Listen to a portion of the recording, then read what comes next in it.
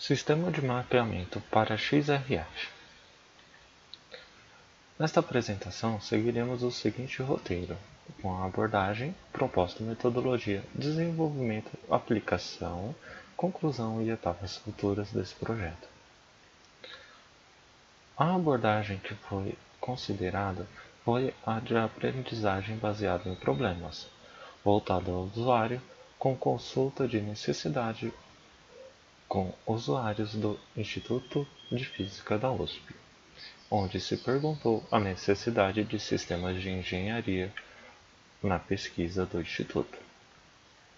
Como proposta apresentada, foi um sistema de mapeamento para XRF, que seria um sistema único com controle de posição de detetores e emissores de raio-x para mapeamento de fluorescência de raio-x que possa ser utilizado em obras arqueológicas e de bens culturais, como quadros e pinturas. A metodologia que foi adotada para o desenvolvimento foi a de prototipação, modelo incremental e espiral, de métodos ágeis e de design thinking. Foi feita uma abordagem geral e utilizado um pouco de cada método.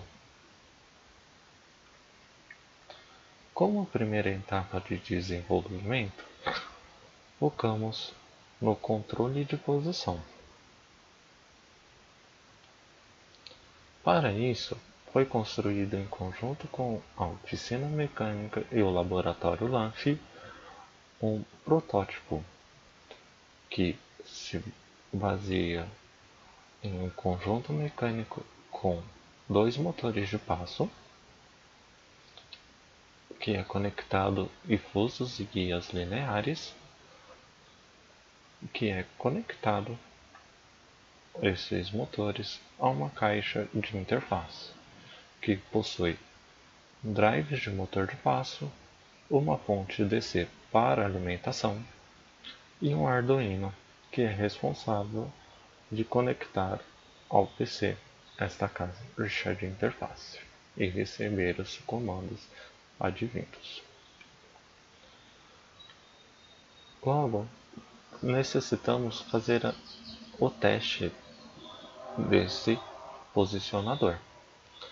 Foi utilizado o seguinte pacote, que pode ser baixado pelo VI Package Manager, e utilizamos a interface do Arduino para gravar a biblioteca base. Este pacote fornece como exemplo o controlador de um motor. Desta maneira, verificamos a movimentação e fizemos a calibração dos motores.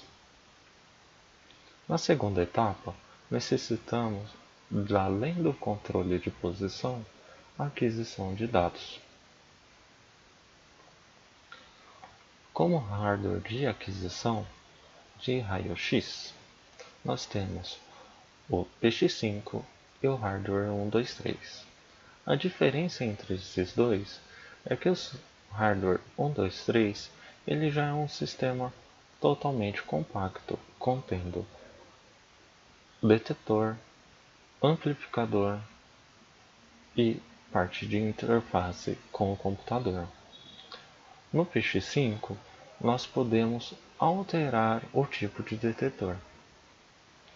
E esses dois hardwares são controlados por um software, que é o DTP MCA Display e Acquisition Software. Ele é responsável pela comunicação com os detetores e gerar o histograma para o usuário. A partir desse histograma, ele é salvo no computador e pode ser feita a análise dos seus picos posteriormente. Então, o software desenvolvido até o momento teria que ter a função de fazer a movimentação manual do nosso posicionador e automática, aquisição dos dados. Então, aqui nós temos a nossa tela, onde nós temos um conjunto de setas que faz a movimentação do nosso posicionador,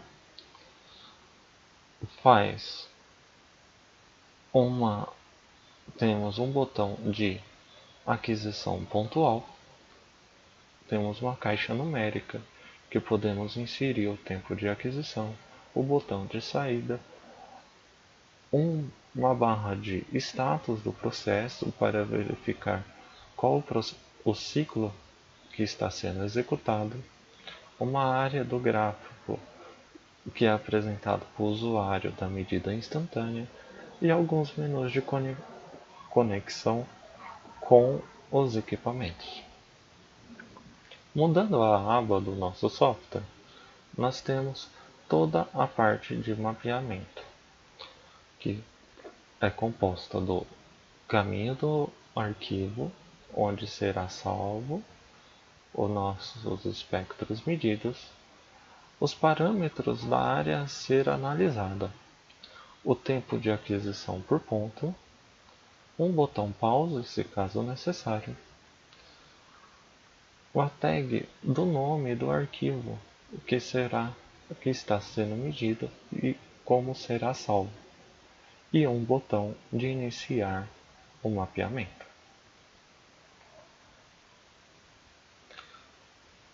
Fizemos então um setup para o teste de aquisição.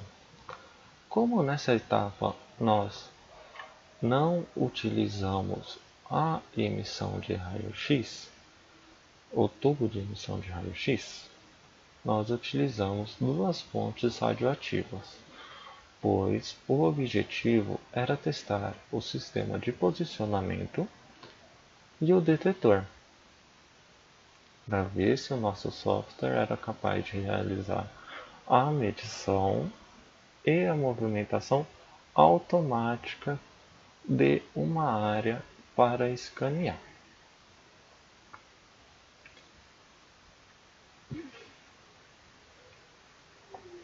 Com os dados gerados, utilizamos o software PyMCA, que com ele é capaz de transformar os arquivos que o nosso software gera em imagens que contenham a distribuição elementar dos picos. Então, nós fazemos a seleção de algum pico de interesse e ele retorna uma imagem de intensidade de acordo da distribuição com esse pico. O software PyMCA ele tem como grande alicerce guardar o histograma de uma medida pontual e correlacioná-la com a posição XY que foi medido aquele ponto. Vamos fazer uma demonstração de conversão de dados utilizando o PyMCA.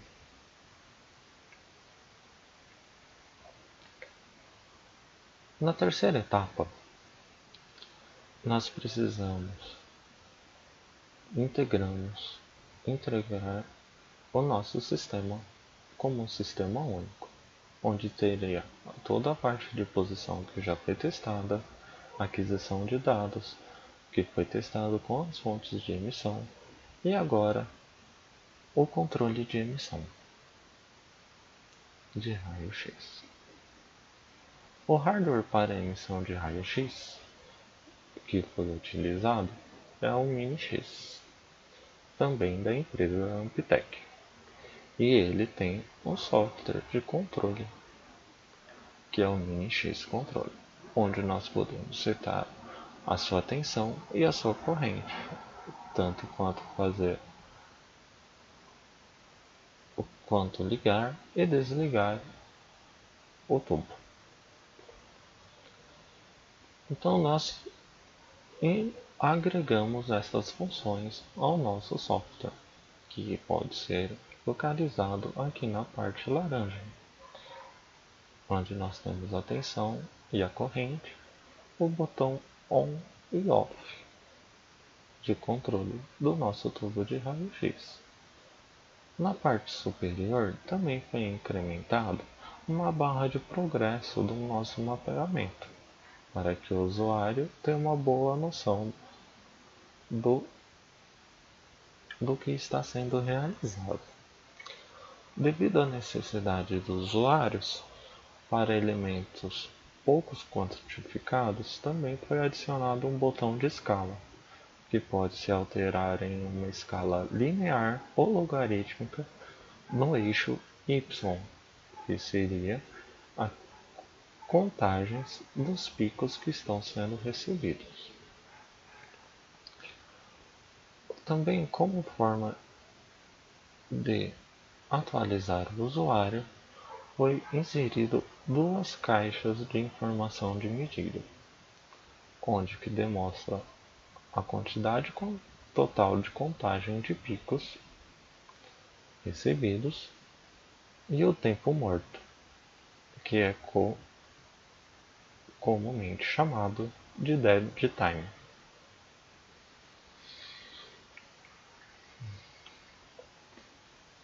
Logo, foi montado um arranjo experimental com cobre e chumbo.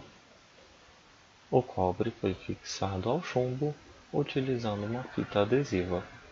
Neste setup, nós podemos ver todos os elementos do nosso arranjo, onde nós temos o PX5, a caixa de interface com os drives, fontes e o Arduino, o posicionador com os motores e seus referentes usos, e o nosso Mini X, que é o nosso tubo de emissão, e o nosso detetor de raio-x.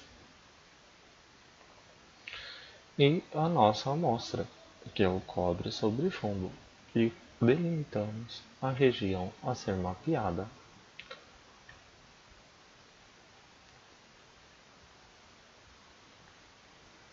O software, então, aqui que nós apresentamos, ele está em pleno funcionamento.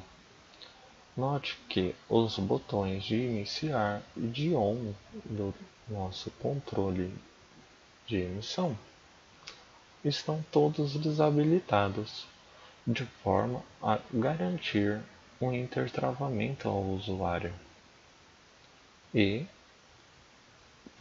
permitir uma maior segurança para a manipulação das ferramentas do software, garantindo assim uma boa usabilidade e proteção aos hardwares aqui conectados.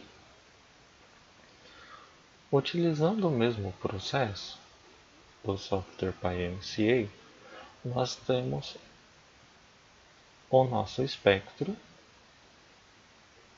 e, fazendo a análise dos picos de cobre e do chumbo, nós conseguimos ver a sua distribuição.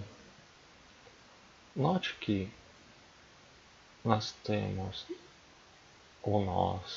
a nossa amostra e logo abaixo nós temos um gráfico referente ao cobre, ao pico de cobre, que demonstra sua posição, e um gráfico do chumbo. O cobre, como é um elemento que está à frente ao chumbo e por ser espesso, acaba bloqueando as linhas de emissão do chumbo